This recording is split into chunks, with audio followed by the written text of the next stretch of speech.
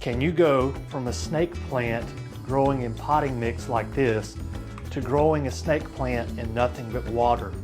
The short answer is yes, but there's a certain process you need to go through in order to ensure success. In this video, I'll walk you through this process and also show you how to take care of your snake plant once it's growing in water. Hi, I'm Dr. Tom Warren, and you're watching The Plant Doctor. Let's get started. Snake plant is perhaps the easiest plant to grow of all of the indoor plants, and it has a stoloniferous nature to it, meaning that it's going to put on new vegetative growth through the roots. And we can take advantage of this and multiply this plant and even grow it in water. So the first thing you'll want to do is remove your snake plant from its current pot. What I don't want you to do is just pull the vegetation straight out like this. You run the risk of pulling the leaf material from the root ball. Instead, lightly massage the pot that it's in, then remove the pot from the vegetation, pulling from the pot very slowly. Don't pull the vegetation. Here again, we're just trying to preserve root to vegetation integrity. And then once you have it out, it's pretty simple. This right here, we can easily propagate. So this is a stolon that has come off the main plant here. And so we can remove this just like that. And we have a root. And you can do this as many times as you want. So for demonstration, we're just going to pull a couple off and we'll put the rest back into the original pot. The second thing you'll want to do once we've removed the vegetation is this soil right here, we want to rinse that off. Now for the purposes of the video, I'm just doing this in a Rubbermaid. But you can do this in a sink. Just turn on the water, let the water run over the roots. We want to try to get as much soil as we can off of the root material. So we've done one here. And here again, it's like so soil like this. Just it comes off really easy if you're using a potting mix. See, just like that.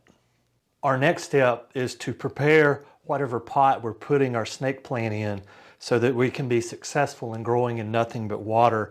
And the substrate, we need something to hold up the snake plant. So yes, you could take the snake plant, put it in this vase and use a couple of chopsticks or saran wrap or rubber bands or whatever and just hold it up and it will grow perfectly fine. However, you can make this have a little bit more ornamental interest if you use some decorative rock. And that's what I'm going to do today.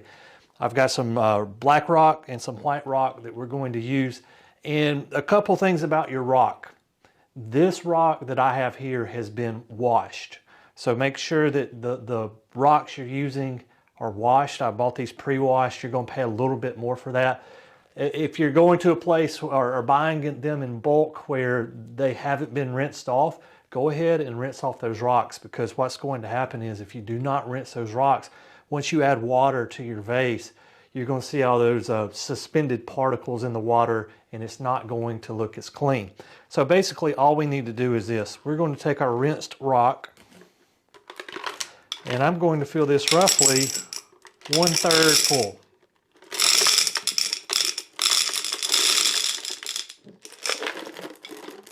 So I'm going to go black, and at this point I'm going to go ahead and put in one of our snake plants.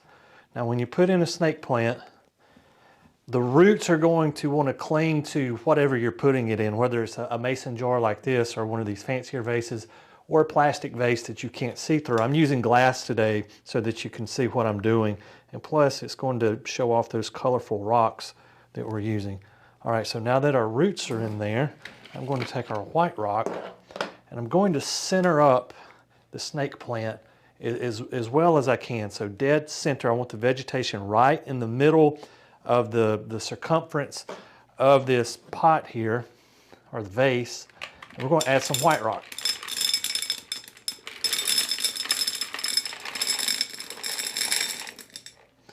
And that's roughly 1/3 of white rock. And then from there, I'm going to go back to black for the top layer.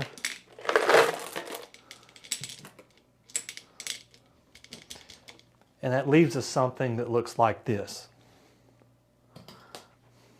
Now that we have our snake plant in a vase, you'll want to put water in it up to where the roots begin on the plant.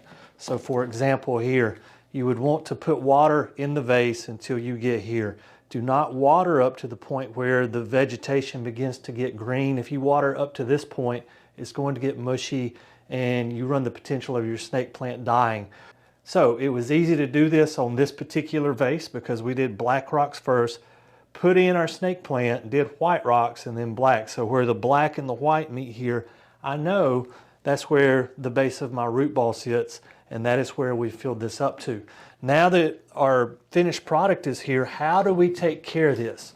So snake plants, they're going to like bright, indirect sunlight. If you have a south-facing window, you can put this just outside of where that direct light is coming into the south-facing window. If you have a north-facing window, you can put it right up in the windowsill. I have seen these plants grow in next to no light at all. For example, if you're like me, a little bit older my age, you remember going to shopping malls where there's hardly no light at all. And in the walkways of the malls, they would have snake plants in these plantings, and they did perfectly fine. And I've seen these in academic buildings with very little light. They do fine as well. But for the best possible outcome, indirect sunlight just out of a south-facing window, they'll grow better for you. Now let's talk about how often we need to change out this water, because if we just leave this water in here indefinitely, we run the risk of algae, bacteria, possibly some funguses growing in here. I want you to change this water out every 7 to 14 days. Just monitor it. If it gets to where it looks a little discolored, just go ahead and you can tilt this over on its side, let the water out, even let it dry out for a day or two before you put water back in it, then put water back in. A pro tip for you, if you want to slow down any potential bacterial growth that's happening here, one thing you can do, add 1 part 3% hydrogen peroxide to 10 parts of water. So for example, if I'm putting 10 ounces of water in this, put 1 ounce of peroxide in your water, stir it up a little bit, then put it in here. It's going to help some of that bacterial stuff that could potentially grow in here not be an issue. We also need to talk about plant nutrition, because we're just adding water in here. These rocks are providing no nutrition to the vegetation at all. So every other watering, one thing you can do is just put a tiny pinch of a water-soluble fertilizer in the water, stir it up, and then water it. So every other water cycle, just the tiniest pinch of some water-soluble fertilizer. The next time you water, exclusively water. The time after that, fertilizer again. I'll make sure to leave a link down in the description below for some liquid-soluble fertilizer. I'll also leave some links for these decorative rocks as well, because I really like how this has turned out. Additional things you may want to look for when your snake plant is not looking healthy. If you're seeing the tips of the leaves turn brown, there's a couple things you can do. One, you can just take a pair of hand snips and remove the brown. Secondly, as this plant matures, it's going to put on more and more vegetative material. For example, this cutting here, we have 1, 2, 3 leaves. You can see where one I cut off here because it was starting to turn brown. This one's going to do the same thing. Right now we have 2 leaves. It's going to go to 3, 4, 5. If it's just 1 leaf like this, just cut it off. Nobody's going to know. It's not going to be noticeable unless you actually point it out to somebody. But those are your 2 options. You can cut it off at the top if you're getting a lot of vegetation coming out from the bottom, new stolons coming out producing vegetation. Go ahead and remove the entire leaf, because nobody's going to realize that just 1 leaf is missing.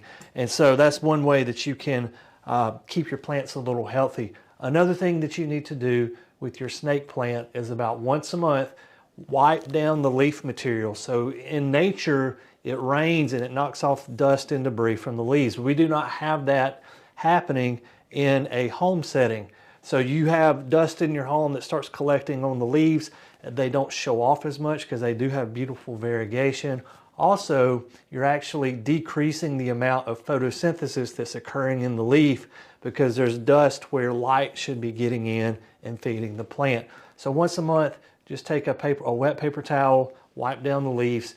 1, it's going to look better for you. 2, we're actually keeping the plant a little bit healthier by getting the dust off. If you have a tip, trick, or hack that you use on your snake plants that we did not go over in this video, please leave those down in the comments below. Here on the channel, I like to think of us as a community of learners, and I would love to learn something from you, the viewer.